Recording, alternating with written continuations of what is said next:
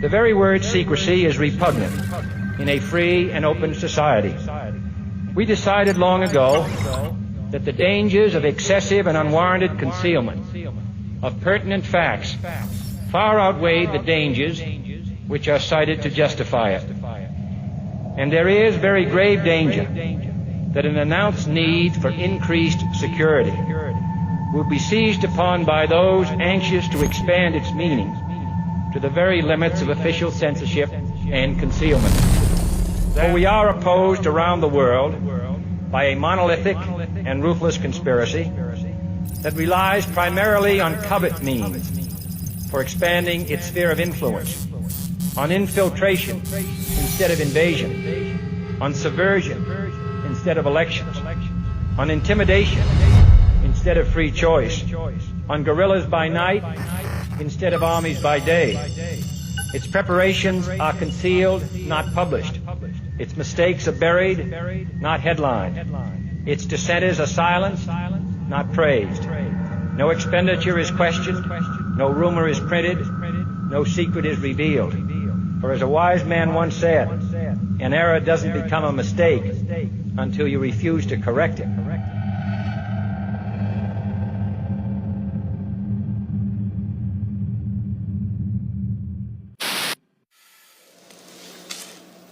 Hundreds of people in the valley say they are hearing voices in their heads. And those voices are being transmitted by microwave or other methods. Well, several viewers asked us to investigate what they call electronic harassment. KMIR 6's Angela Monroe joins us now with what she's discovered. Angela. Electronic harassment, synthetic telepathy, voice-to-skull technology. Chances are you haven't heard of these terms.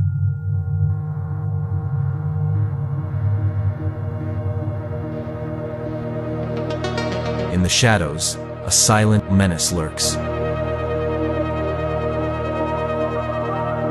It's a weapon that most governments refuse to acknowledge exists. We are not aware of a technology that does this. We've never seen a technology anywhere in the world that does this to people. It's invisible, has been in development for decades, and it may have been used to influence you without you even knowing. It's a weapon of mass destruction. It is believed to be the cause of Havana syndrome, but its capabilities don't stop there. It can create pain inside and outside the body, and send thoughts, images, voices, and video directly into the mind. It can also read your thoughts in real time, and responds to them at lightning speed.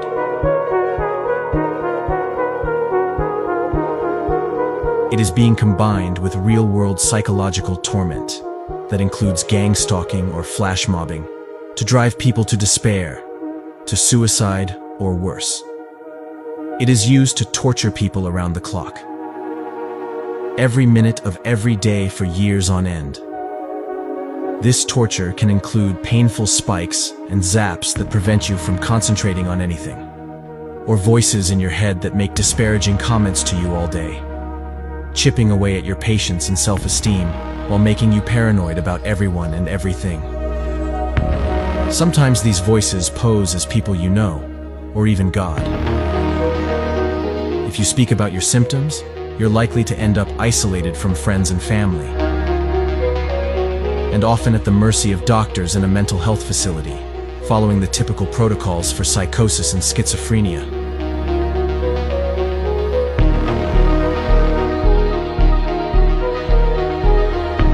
A growing group of people who are under attack from this weapon are refusing to be gaslit on this issue any longer. They're people who know they've been victims of a military-grade neuroweapon and a sophisticated psychological operation designed to destroy their life.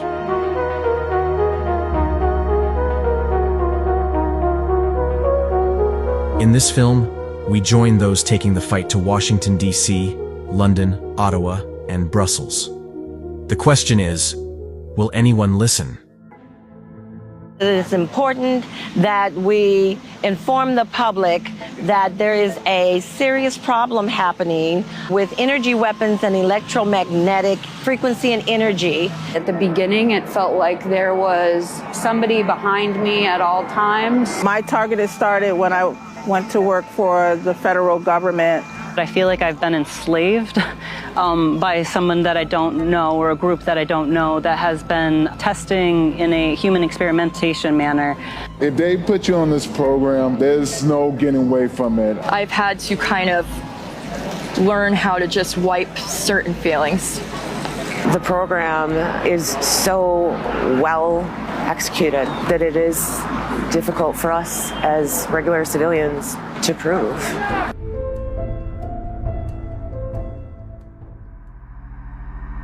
The victims of these top-secret neuroweapons call themselves targeted individuals.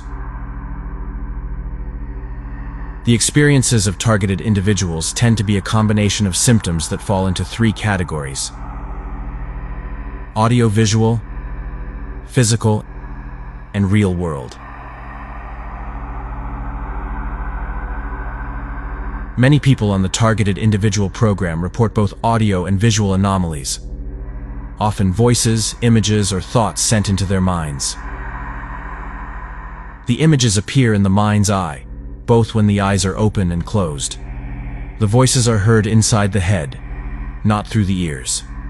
The thoughts present as your own thoughts, but often include things that seem odd, like words that aren't in your usual vocabulary. Victims report that these attacks seem to be trying to psychologically break them. The voices react to both the thoughts and the speech of the victim. In addition to voices, victims who suffer the audio effects also report hearing strange noises, tinnitus, and a debilitating pressure inside their head. These symptoms mirror what we've been told about Havana syndrome and match the capabilities of a weapon known as V2K, or the voice of God, as reported in Wired. The voices often pose as God, dead relatives, or other personas. They say things to humiliate the victim, make them paranoid, and control their behavior. This is a very debilitating technology that injects voices into your head 24 hours a day, nonstop, very harassing, threatening, condescending, just constant harassment in the worst way. I experience pretty much 24/7 V2K.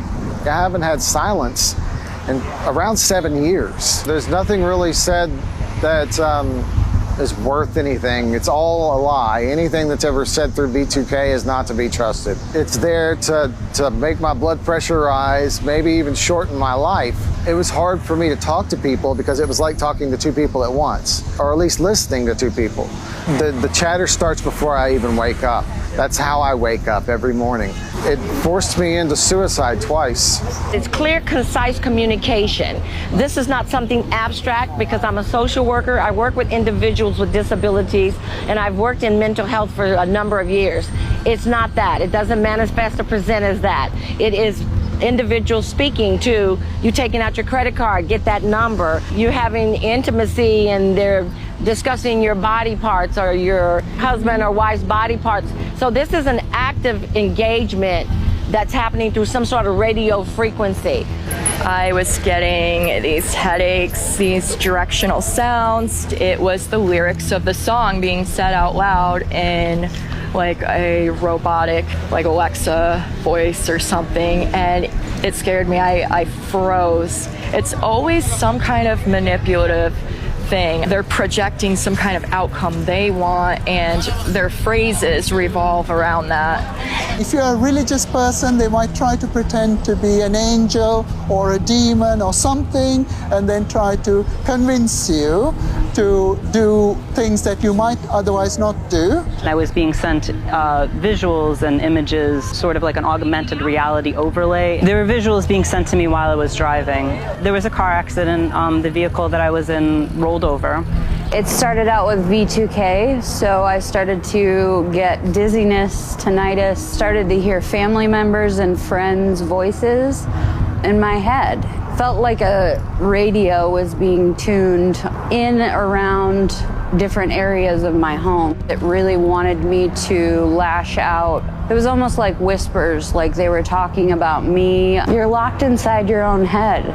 It wanted to isolate me as much as possible. I knew that it wasn't true, and so it really made me retreat into myself. I got, thank God, on the path of understanding little by little just exactly what this program is The voices are just, for me, they were very condescending and they were very aggressive.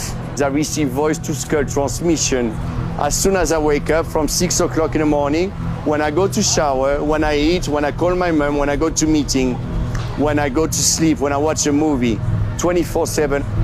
It's just a game playing with my mind. They use plenty of torture technique. The most famous one is actually just starting a sentence, so my brain finish the sentence and get distracted. I hear voices. They are commenting what I am doing, what I am choosing, what I'm wearing, and my thoughts. They most of the time talk evil things to me. So they call me various names. For example, they call me fat or stupid and those kind of things. In the beginning, it was much worse because they were telling such things like, if you not do that and that, I will kill your family. So one time they tried to show in their conversations with each other that it would look like a panic attack, like that one person has a panic attack and the other one is acting like, oh, you're having a panic attack, and everything was in my head, you know what I mean? So they were making that like action, like a theater show. The V2K is incredibly torturous. You can see that V2K is a patented technology. Like in your mind, you'll be thinking, I want to do something, I want to get a shower, or I want to go to the loo, for example, and they'll create an image back, sort of to ridicule. It's a lot of ridicule and humiliation, and it really does get you down. Lately, it's been non-stop asking for money. Will you owe us some money? You know, we're going to be shutting you down soon, and when we do, we always ask for a payment. They were increasing the torture, but really increasing it. I'll wake up with full tinnitus blaring up. It's horrible. Back in the day, it was called MK Ultra. I don't know what they call it now, but they started doing V2K stuff to me, and it was making me very paranoid and stuff like that. I didn't know what was going on. Particularly in the voice-to-skull phenomenon, we get computer-generated voices, computer-generated answers, so it appears to be a human-to-human conversation in some ways, but after you read like a page of the dialogue, you realize the conversation is very awkward. If you had a difficult relationship with your father who has passed away, they'll use the voice of your father to use and harass against them. Make the person feel as though they're going crazy. This is what the people behind this program were counting on. These victims, they develop a relationship with their voices, sort of like a Stockholm syndrome, and they actually defend, no, my V2K told me this. How are you going to trust the same entity that is torturing you? Next, there's the physical attacks. Victims who suffer the physical attacks report haptic feedback on their body, and a combination of taps, spikes, shocks, and severe pain, as well as difficulty breathing and muscle spasms that target them from the moment they wake up. Some victims also display severe burns to their face or limbs. These attacks also seem to react to thought. Many believe these attacks come from directed energy weapons, with pulsed microwave frequencies being one of the speculated culprits. During the first 6 months, when someone becomes openly targeted, they'll use very intense directed energy weapons on them, and it's very debilitating. These weapons are extremely painful when they dial them up. I can't even express how painful it is. For me personally, when I had that, imagine being in a fetal position on the floor screaming. When I say painful, I mean extremely painful. That headache, you know, it feels like someone's actually hit you on the back of the head and then that travels all around your facial bones. That was excruciating. It went on for 15 hours one day. I'm not joking, it was unbearable. I find myself being hit by DEWs, which are direct energy weapons, which are painful. And I have those inside my home, I have them outside my home in my car. One night, it was like a red hot poker going into each ear, both at once, you know, and it was, I thought I was going to die, I didn't know what was happening. I get harassed with direct energy weapons. My attacks are so severe that I get pains everywhere in my body and I cannot do any, I cannot function. Direct energy weapons to me to wake me up, sometimes feeling the heart racing. I get attacked in the head, the eyes, the private area. This morning I was woken up at 2:30 with an electric shock. I go for 5 days of no sleep sometimes. They forced me over in the shower and broke my wrist. That was like an electric shock that pushes you over. My heart they attack my head all the time, my eye part. They typically go for like my breathing and all. An area or a side of my chest is pushing in or just staying still and not expanding with air. I've been burnt radiologically using directed microwave beams with directed energy weapons several times. I've been to hospital twice with burns. In addition to these invisible attacks, targeted individuals complain of real-world persecution. This can include a campaign of stalking, harassment, street theater, and break-ins, designed to be very obvious to the target, but seem crazy to anyone they tell. The gang stalking can target the victim every time they leave their house, with what seems like multiple people involved. It often includes some kind of trigger device, multiple people wearing the same color or holding their phone towards the target as though they are filming.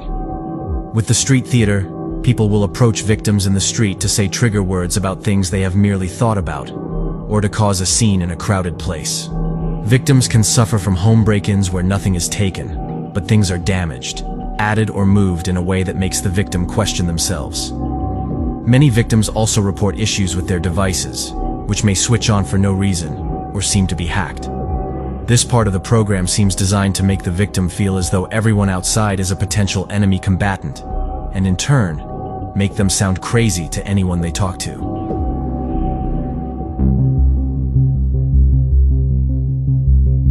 This is blatant, where people are following you, threatening you, intimidating you. I notice people were stalking, they will do funny activities around me. I will go out and they will aim the camera and the camera will be following me around. I'm on year 3 of just being gang stalked on foot. I've been dealing with a lot of the flash mobbing, the gang stalking. I get followed. I get surveilled all the time. It started for me with the surveillance. That's what I noticed. I didn't know anything really about this program, but I started with the internet searching. And that's when I started learning about gang stalking. My targeting started back in November 2023. That's when my gang stalking escalated. Counterintelligence surveillance techniques. The surveillance breakdown techniques are clearly floating box style surveillance and overt surveillance, where they want people completely aware that they're being watched 24/7, following and tagging and tracing people at all hours of the night, all hours of the day, wherever they go. I have some information I have to share, and I'm putting my life in danger by doing it. I don't feel good about this. I feel guilty as hell. This is why I'm sharing it. But there's a 3-letter agency. The letters are I, A, and C. I'm sure you can do the math on that. And I'm sure you've heard the term G-stalked or getting followed. I get paid $10,000 a month by that organization to follow people. All I have to do is follow one person a day, make sure they see me, take a video, send it in. I have a tracking app on my phone. I can see at least 100 people a day, and I get to pick who I follow. All I have to do is make sure they see me and send in the video. That's it. Just doing some creepy shit. Share this, like this, send it to your homies. If you called someone crazy for getting G-stalked, sorry, dude, it's real.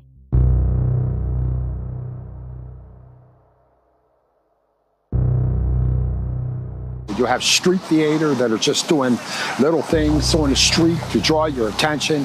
When I said my prayers, I was saying certain things. And then I'd have a person repeat exactly what I was saying in my prayers that were personal to me. It was inside my head. So I made an Amazon purchase and I couldn't decide if I wanted the pink or the green one. And I walked by and someone told me to get the green one. And I thought, well, who are you? I would also find my car constantly vandalized way often than it should have, like maybe once a month. My glass was scratched deeply, my tables, my wood chairs were gouged, and it's a constant daily thing with daily home enterings in my home. It'll be things that are meant to make me doubt my reality. I mean, it really just puts you in a state to where you're just constantly questioning everything, and you really don't look at things the same. You really can't trust anybody. It gives you trust issues, and you don't trust anybody. You sometimes think that everybody's up against you, but it's not like that. The main goal of all three categories is to make the victim acutely aware that their thoughts are being monitored remotely. The voices react to thoughts, the electronic harassment reacts to thoughts, and the gang stalkers often seem to be waiting for victims at their destination. This leads many victims to believe that they have been implanted or had nanotechnology set upon them without their knowledge and against their will. But some victims believe this is all being done wirelessly. If so, that begs the question, can they already read everybody's mind with this technology? One thing is for sure, this program takes a heavy toll on its victims. The abilities of this weapon may sound like science fiction, but the outcome for victims is far from fiction. Very quickly, their lives become a living hell from which there is no escape. No privacy and no room to think, against a backdrop of physical and psychological torture. Years of their lives are stolen, their close relationships break down, and many end up unemployed and homeless. A significant number take their own lives.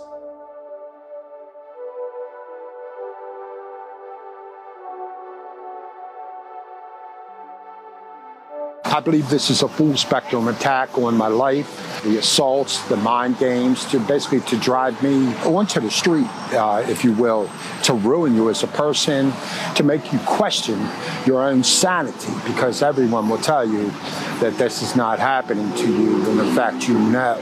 During the first year is kind of a critical period for most TIs.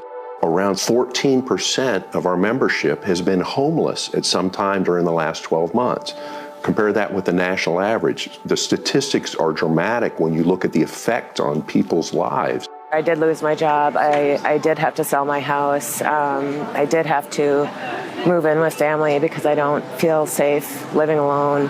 It's just been kind of homelessness since my last employment. So you're homeless now? Yeah. 2 years ago, I had a great job. I had a great home, family, and all that. I'm currently homeless now because of this situation. And this is what they seem to want, is to put you in a position where you're powerless and... Yeah. Yep, that's exactly what they want. I lost my car, I lost my job, and I lost my house all at once. It put me straight to homelessness. So right now I'm homeless. In the beginning, it almost destroyed my relationship with my family. So I told my family members, talked it through with them. They were very uncomfortable with it. I was as well. Family, it's very hard with family. You know, some believe and some don't. And friends as well. So that's, you know, you feel very, very low when people don't believe you. My friends are not talking to me. My family doubt me. Nobody believes me. All they say is that you need help. You need help. Go and get psychiatric help. The first night I went in, you know, they say, tell me what's going on. And so I told them. He was like, yeah, hallucinating, you know, and that very night they started to medicate me. It's just a foregone conclusion that you go in there and you tell them what's happening to you and you get that diagnosis whether you have a mental illness or not. Don't tell me to see a doctor, I've done that. I've had a head scan, I've had all the other things. They can't find anything wrong with me, and they just think you're mental. And the police are the same. They're quite nice, they're not rude or anything, but you can see what they're thinking. My doctor, who I've been to for 20 years, knew that I was not mentally ill. If you're over 40, you're not just going to become schizophrenic right away, and she knew me all those years, so I'm very fortunate. Patients came to my office talking about Dr. Priester. I started to feel, with no reason, skin burns, especially in the face, arms. They were saying that they were hearing voices. Yes, I started at that time to realize something's going on that I don't know, to treat as a physician. So we have to figure out what is going on. We're not the ones with the problem, it's the people targeting us because they believe that they have some kind of godlike authority to control someone's life.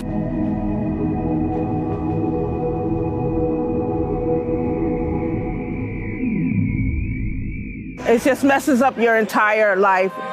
My entire life is like I can't have a life, you know. And it's been going on since 20 years. Hasn't stopped. No break. No day off. No day off. They don't take a day off. I've had this now for 12 years, and it's all pretty much the same as when it started. I've really never had a break. The day that it started, it never quit. It's destroyed my life. It's difficult to find joy. Until you've been in this position, you really don't understand what it is and how it destroys your life in every way possible. It was only through the grace of God that helped me not, take my own life. But it took me many, many years. It's 7 years of harassment, electronic harassment. It took me 5 years to find out what was happening. You get the knowledge is the most important. Getting the knowledge and learning about the technology and the torture technique they use. I mean, I called MI6 or something. I mean, crazy, but they just said, they weren't nasty. They just said, try and get some proof if you can. And it is hard. You can't see it. You can feel it, my God, you can feel it. During the first year is a period that, unfortunately, we see many of the suicides. We live in a very dark place. They want you to be miserable. They want you to feel hopeless. They want you to feel sad, and they want you to commit suicide. If you commit suicide, you let them win. Just a summary, what's it done to your life? Destroyed it. It's disturbing to think that there are people that are committing suicide over this.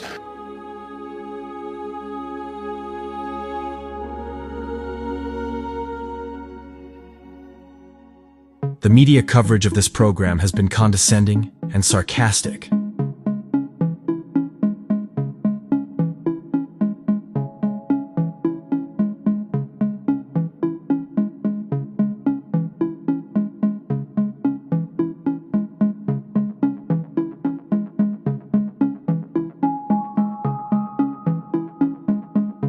Some publications have even tried to normalize hearing voices.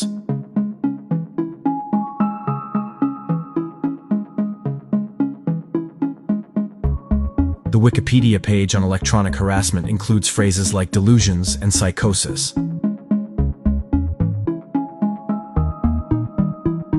This ridicule is despite some of the symptoms matching those of Havana syndrome, the mystery illness that's also referred to as anomalous health incidents.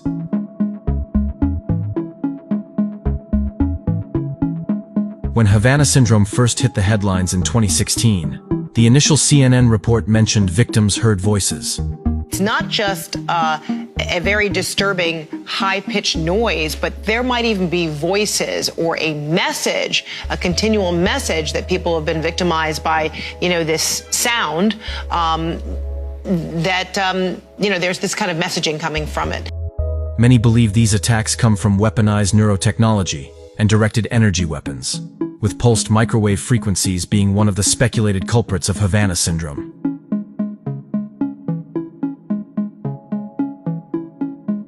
The NBC News investigation, Fighting an Invisible Enemy, The Voices of Havana Syndrome, came to the same conclusion.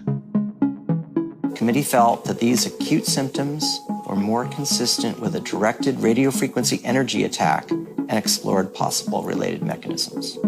We looked at 4 possible mechanisms, but came up with one that we thought was most plausible, and that was pulsed microwave energy. The National Academy of Sciences report was really helpful in saying, yes, it's our belief that these are directed energy attacks, that they are real, and that they were perpetrated by somebody, a state that has this kind of technology. The idea of neuroweapons, non-lethal directed frequencies designed to impact cognition, isn't new. Can microwaves also allow our thoughts to be read, as simply as picking up a cell phone signal? Or is there a covert plan to chip the population underway?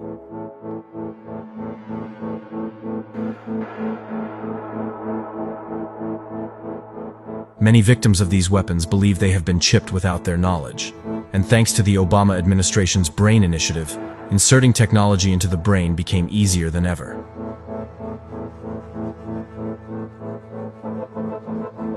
In 2022, the U.S. Department of Advanced Research Projects Agency, or DARPA, concluded work on its N-Cubed program. N-Cubed sought to create non-surgical nanotechnology capable of entering the body through the mouth, nose, or by injection, and once inside, migrating to the brain where they become sensors and transmitters. It's reported that its capabilities include a form of mind control. In 2009, Hollywood producer Aaron Russo, famous for his film Trading Places, made an extraordinary claim. I met Rockefeller through a female attorney I knew who called me up one day and said, one of the Rockefellers would like to meet you. And I met him and I liked him, and he was a very, very smart man. I used to say to him, you have all the money in the world you need. You have all the power you need. What's the point? You know, what's the end goal? And he said the end goal is to get everybody chipped, to control the whole society, to have the bankers, the elite people, you know, the bankers and some governor controlling the world.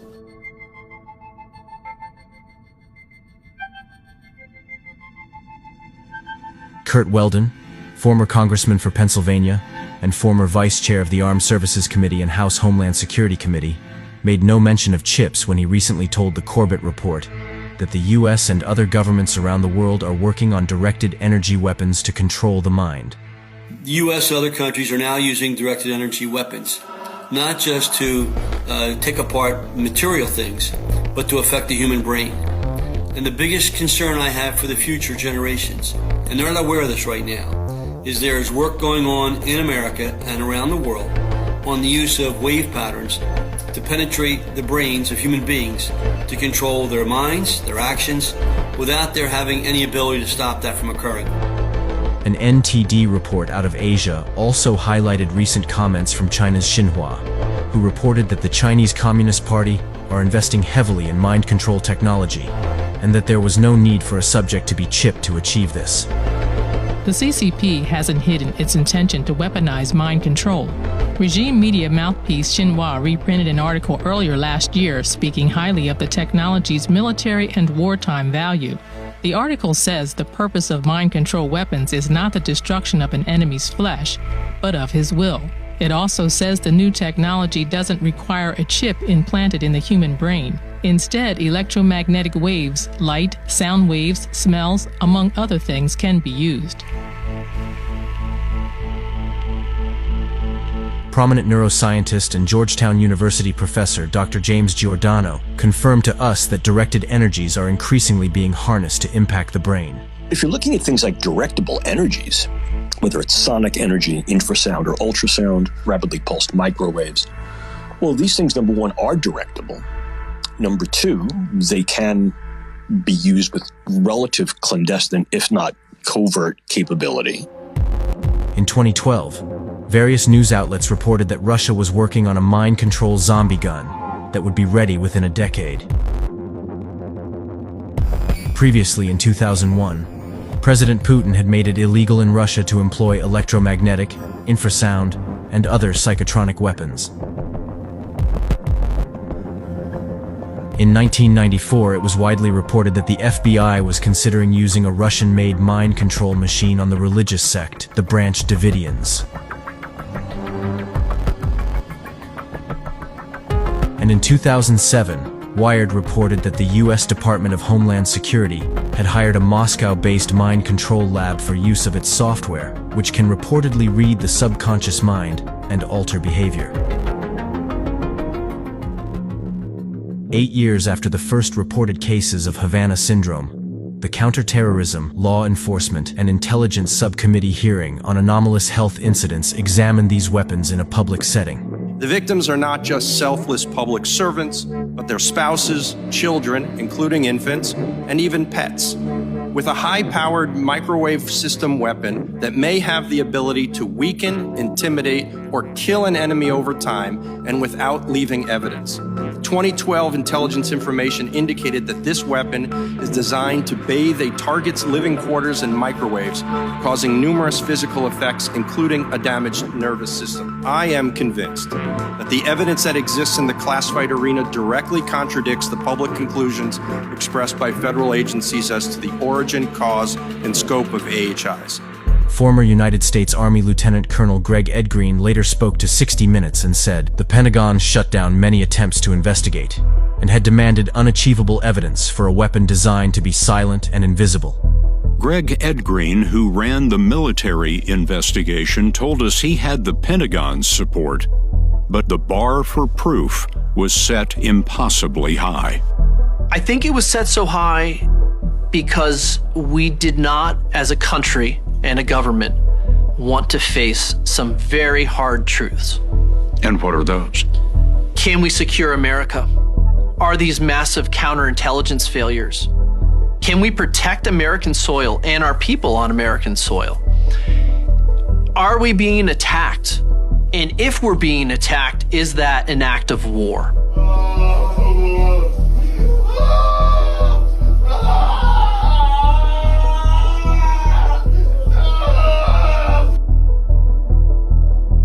These aren't the first high-profile people to speak out. Former head of the FBI in Los Angeles, Ted Gunderson, was one of the first high-profile names to talk about gang stalking.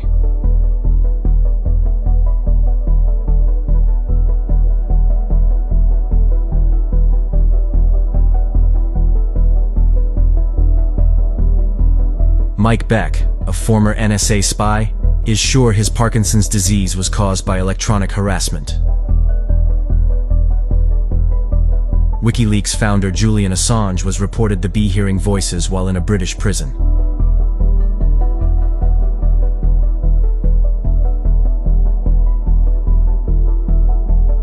Former Raytheon employee Eric Hecker has also recently gone public. I spent a year at the South Pole Station from November of 2010 to November of 2011. And it was in that experience that I came across what I now know to be directed energy weapons systems operating under the false pretense of scientific experiments. I suffer the symptoms of what are commonly referred to on the Havana Syndrome symptoms list. It's logical and reasonable to consider that, these corporations, there's nothing that prohibits them from having higher technology that they're not putting to market. Many thousands of people worldwide are suffering from the same set of symptoms. They get ridiculed by the media, ignored by the government, and are having their mental health weaponized against them. There's one organization fighting to change that. Founded in 2017, Targeted Justice is a human rights organization dedicated to ending the weaponization of exotic neurotechnology and what they call a weaponization of government against American citizens. Richard Lighthouse and Anna Toledo are in Washington, D.C. to host their latest targeted action, an ongoing meetup and protest for victims of these weapons. Both victims of these weapons themselves, Anna and Richard are planning a week of activities in and around the U.S. Capitol to help raise awareness with federal employees and hopefully secure meetings with congressmen. Targeted Justice has come to Washington, D.C. before. We've had rallies. This year, we've had a much bigger audience, and this has been key to getting the word out and getting more exposure for what's happening. We have a mission statement at Targeted Justice that it's basically three-pronged. Expose these atrocities, educate the public and legislators, and shut down the program. We are advocating for freedom this weekend in D.C., just representing non-investigative subjects with Targeted Justice and hoping to end this targeting program. Please, whatever it takes, stop the targeting of innocent individuals in this country. Most people are just patriotic, conservative people that have been targeted. DHS has a $110 billion budget. And Rand Paul said, well, we asked about some of these contracts and some of these relationships, and they couldn't even say what they were about. Of course, because it's not that they didn't know, it's that they didn't want to tell you because they're illegal, because they are harassment, because they are organized stalking. You know, the people in Congress are the ones that are supposed to be saying, wait a minute, what are you spending all this money on? But there is absolutely no oversight. Innocent people are being put on the terror screening database watch list, secret categories 3 and 4. These are non-investigative subjects, everybody. That means they're not criminals, they're innocent people. Many people are being microwaved. Little children are being microwaved. People are dying from these directed energy weapon attacks being perpetrated against them. And it's real. And it's happening. And people need to wake up. I'm excited to be here with Targeted Justice to get this program shut down. It's a vindication for those of us who have been suffering and tortured for too long. Include civilians in the Havana Act of 2021 because Havana Syndrome doesn't discriminate. FBI and DOJ, they're very much part of the program. I honestly believe people at top do not know what's going on at the bottom level. We've got to tell them what's going on. They don't know. So the entire organization's not involved. It's the rogue elements that are sworn to secrecy that won't even tell their boss what they're doing. In a recent hearing, FBI Director Kash Patel stated that no part of the FBI was targeting innocent Americans. Director, yes or no, is the FBI still spying on parents at school board meetings? No, sir. Is the FBI still targeting Catholics? No, sir. Is the FBI still spying on President Trump? I don't believe so. Is the FBI still censoring Americans? No, sir. Is the FBI still targeting Americans for shopping at Cabela's or purchasing Bibles? Nobody is targeted for their faith. Is the FBI still targeting Americans who are pro-life? Nobody is targeting anyone for their beliefs. So how do people end up on this program? We're not sure there is a good reason or a valid reason. So it appears some people are just randomly chosen. What's more common is whistleblowers, people that make someone angry who knows that there's a terror screening database and knows how to make a nomination happen. I used to live in the country in rural Nebraska, and I started noticing some criminal activity taking place out there. Of course, I reported it to the police. They never saw anything, and I kept reporting it. The people who were operating out there figured out that I was the one who was calling. My life went from normal and even boring to really terrifying overnight. I was sleep deprived and I was scared. It took me a long time to figure out what was happening. I am a whistleblower. It kind of really destroyed my life, really. My targeting started after being a whistleblower. It was absolutely terrifying. I thought they were going to take my life. My targeting started after I retweeted something about the British monarchy. Very quickly after that, I was violently attacked in the street by two complete strangers, and I had to have stitches. I went into hospital.